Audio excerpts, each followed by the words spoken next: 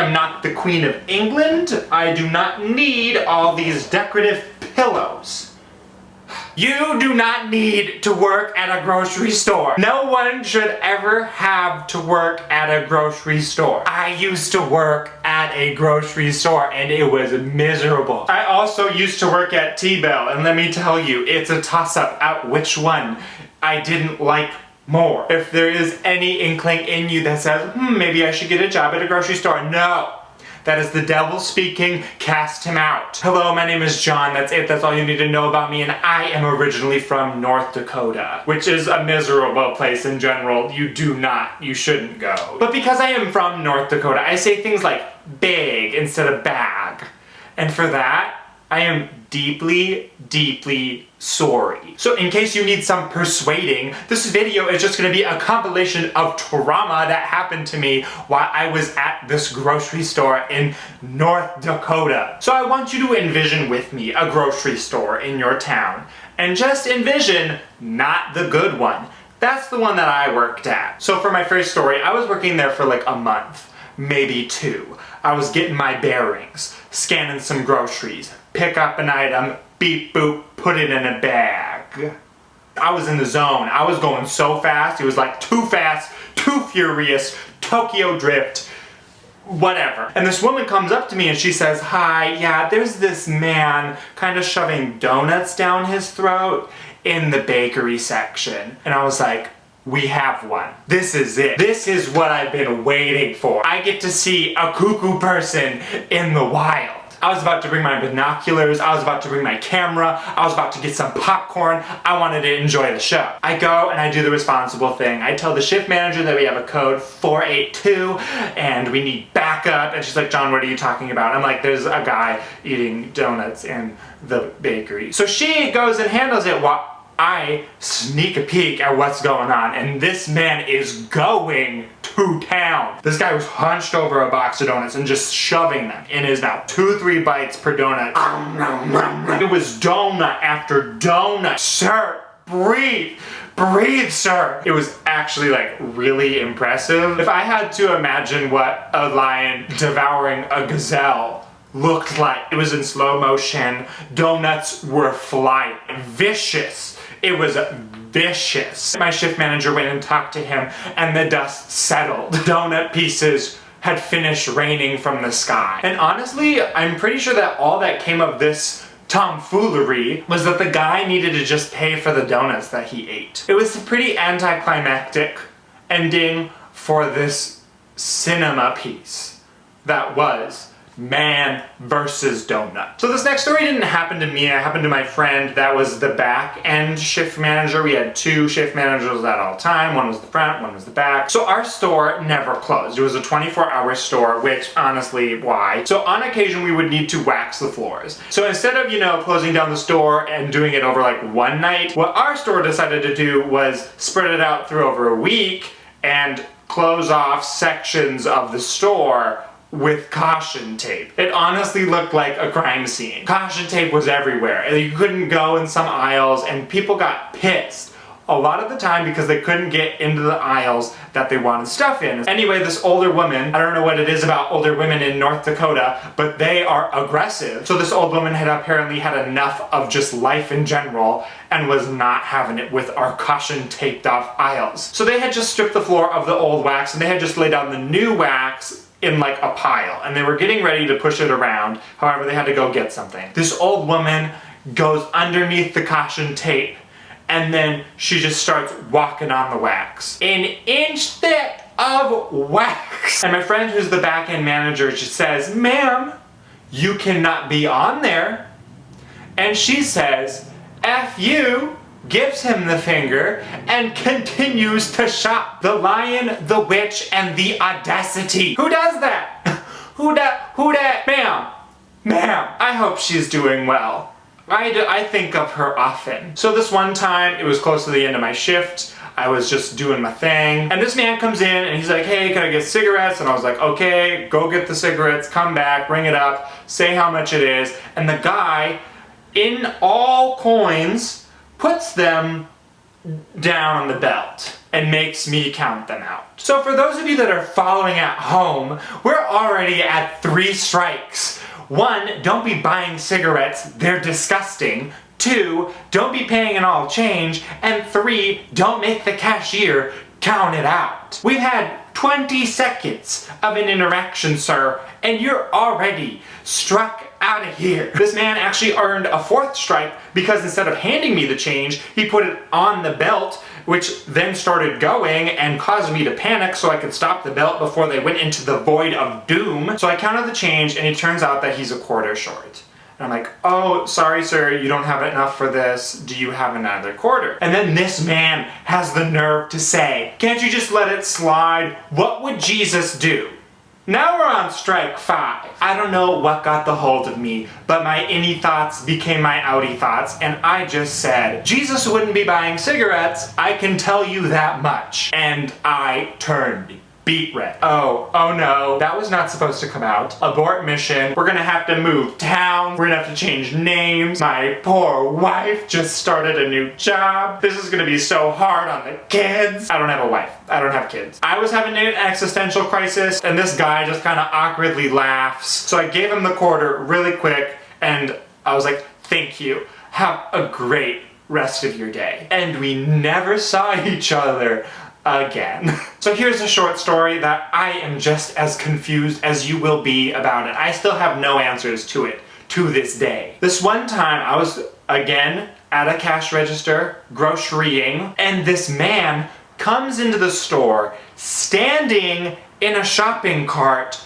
playing the saxophone. He was wearing a wig, the person that was pushing him was wearing a wig. I was freaking out. I was like, is this gonna be a full-blown musical? Is this gonna be Stomp? No, it can't be Stomp because he has a saxophone. Why are they wearing wigs? Where is Ashton Kutcher? I never knew what came of that. I wish I did. I hope he is also doing well. For this next story, I don't know if you know about this trend that was popular back in, 2012, 2013 era, the golden age of shenanigans. There was this thing called gallon smashing. One of the most miserable trends to ever happen for grocery store workers. It was also in the same time period of fire in the hole, where people would go through a drive-thru, ask for a large soda, and then yeet it back. Truly, people are horrible and have been consistently horrible through time. But anyway, gallon smashing, for all of you that are not informed of the wonder, is where people would grab 2 gallons of milk and also yeet them. I don't know what it is with people and throwing things. Why can't we all just get along? Don't we have enough sports that involve throwing things? You have baseball, you have football, you have soccer. You throw things with your feet. So I don't know why we need to apply throwing things to grocery shopping. But of course, even in Podunk, North Dakota, someone came in and let them fly. We checked on the security camera and sure enough, flying high above the aisles was a gallon of milk. And worst of all, the person that did it went to my high school. Thank you. Thank you for that. Hey, request to the world. Can the next big trend, I don't know, be taking a nap? Something that doesn't involve, ruining people's lives. But even though the customers were horrible, I can tell you that the employees that they hired were not that much better. If you are my friend on Facebook still, this story is not about you. I was one of the good ones. There were many good ones there, okay? It was a good 50-50 split of people that were good, employees, did what they were supposed to, and then the other 50% of absolute hot garbage. So this one time, they hired this man, and I don't know what the deal was with him, and I don't know what the deal was for them to hire him. I honestly have a bunch of conspiracy theories about why they would hire this man, because he was borderline worthless. I honestly was like, oh my gosh, they're having bets on seeing who will quit next because they have to work with this guy. Or I don't know, maybe they think the guy's gonna light the building on fire and then it's all a scheme on about collecting insurance or something. I don't know. But this guy was horrible. So horrible, in fact, that even after all this training and how basic scanning groceries is, right? Like, they have self-checkout now. It's easy, everybody can do it. He needed help. He didn't understand how to do it. So much, in fact, that they needed me to stay an extra hour every single shift so that I could teach him the ways of the cash register. The mythic, beep, put in a bag technique. The ancient, enter in a number on produce form. All the wisdom that is needed to control this mechanism needed to be poured out into this man through me. This had gone on for 2 to 3 weeks of me just like staying an extra hour with him and being like no progress. And the thing that I think that made me fully give up hope, the point of no return. We had been at it for so long. For so long. I had faith in him. A customer comes up and they have some produce and I'm like, you got this. You can do it. This is your moment. You are trained for this. The guy picks up a lemon and he turns to me and he asks, is this a line? You were the chosen one. You are my brother. I loved you. Does all this mean nothing? How could you betray me like that? How can you make it this far in life and not know what a lemon is? I think of him often. I hope he's doing well.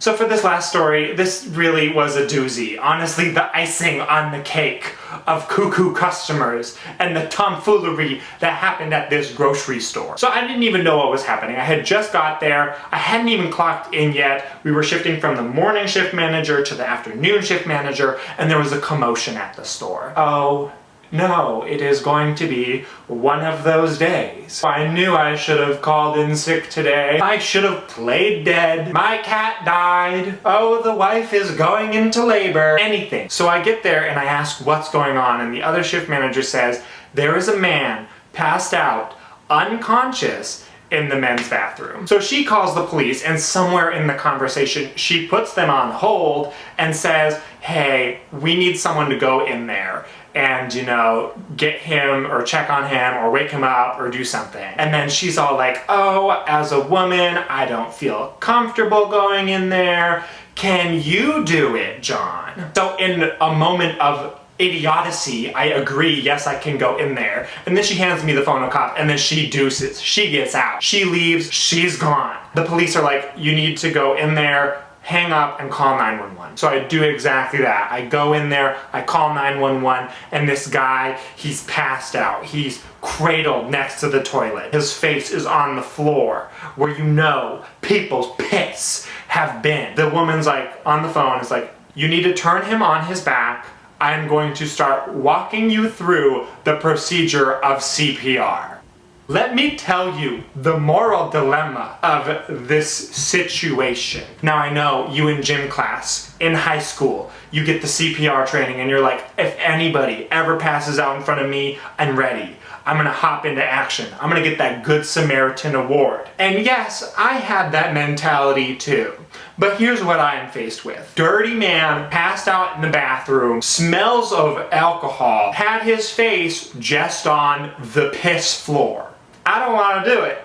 I don't care. I'm not going to do CPR. No ma'am. I'm not going to hop into action. At what point do we allow natural selection to just run its course? I didn't say that I'm not going to do this over the phone, because this was a high-stress scenario. And in high-stress scenarios, when I'm being told what to do, I guess I just do them. So the woman's like, turn him on his back. I turn him on his back. The woman's like, try and wake him up. So I'm like doing the sternum rub, and he's not waking up. And the woman on the phone is like, okay, tilt his head back and open his mouth and press in air. And I was getting ready. I had my mouth open, his mouth was open, and I was leaning down. It was like Baywatch, it was slow motion. I was ready to bring the breath of life into this man, this disgusting man who was on the bathroom floor of the grocery store. I was inches away from his mouth with my mouth. I was gonna do it, dude. I was gonna do it. But in that moment, time froze still, and the door burst open, and paramedics came into the room, my rescue. Hallelujah, what a blessing. Where is Ashton Kutcher? I wasn't even clocked in. I wasn't even on the clock. I wasn't at work. And to top it all off, I got an average yearly review. Just the cherry on top. So if I haven't persuaded you that you should never work at a grocery store, reconsider. Or if you are never going to work at a grocery store, please be kind to the people that work there. They deal with enough. That's it. I'm done. I'm done reliving the PTGS. Post-traumatic grocery store. Thank you for watching. Thank you for getting this far. Please like, please comment, please subscribe. I will take any form of pity you have to offer. Goodbye.